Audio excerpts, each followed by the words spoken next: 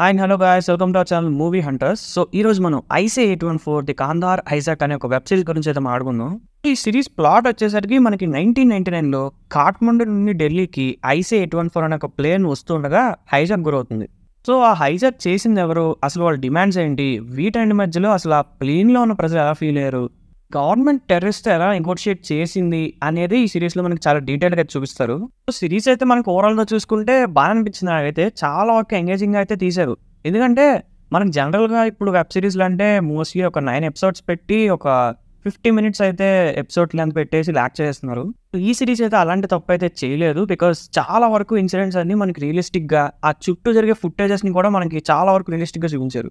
అసలు బ్యాక్గ్రౌండ్లో ఏం జరుగుతుంది అంటే పిఎంఓ ఆఫీస్ కానీ, ఇండియన్ ఏజెంట్స్ కానీ, మినిస్ట్రీ ఆఫ్ ఫారెన్ అఫైర్స్ కానీ ఈ ఇష్యూని ఎలా డీల్ చేశారనేది చాలా డీటెయిల్గా చూపించారు.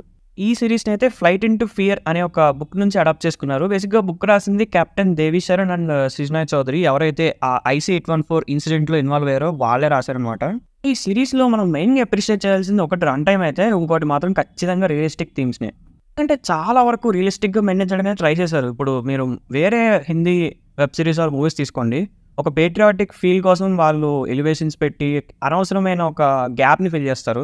ఈ సిరీస్ అయితే అసలు అలాంటిది ఏమీ చేయకుండా పిన్ పాయింట్గా స్ట్రైట్గా విషయం చెప్పడానికి మాత్రమే చూపిస్తుంది. అండ్ మధ్య మధ్యలో కొన్ని రియల్ ఇన్సిడెంట్ ఫుటేజ్ కూడా చూపిస్తారు. దానివల్ల ఇంకొంచెం ఎక్కువ ఇంట్రెస్టింగ్ అండ్ ఎంగేజింగ్ అనిపించింది సిరీస్ అయితే. కాస్టింగ్ చాయిసెస్ కూడా బాగా తీసుకుని అనిపించింది. ఎందుకంటే నసీరుద్దీన్ షా, పంకజ్ కపూర్, వినయ్ వర్మ అండ్ మన అరవింద్ స్వామిని కూడా తీసుకున్నారు. ఈ ఇన్సిడెంట్ వల్ల అసలు గ్లోబల్గా ఎలాంటి చేంజెస్ వచ్చాయి అండ్ కమింగ్ ఇయర్స్లో ఈ ఒక్క ఇన్సిడెంట్ వల్ల ఎన్ని అటాక్స్ జరిగాయని కూడా చివరిలో మనకు చూపిస్తారు. సో బేసిక్గా సిరీస్లో వచ్చేసి మనకి 6 ఎపిసోడ్స్ అయితే ఉంటాయి. ఈచ్ ఎపిసోడ్ ఆల్మోస్ట్ 40 మినిట్స్ అయితే ఉంటుంది. మీకు 4 అవర్స్ లోపే అయిపోద్ది సిరీస్ అయితే. మీకు కనుక ఒక gripping and engaging web series చూడాలనుకుంటే మాత్రం IC 814 can be your good choice.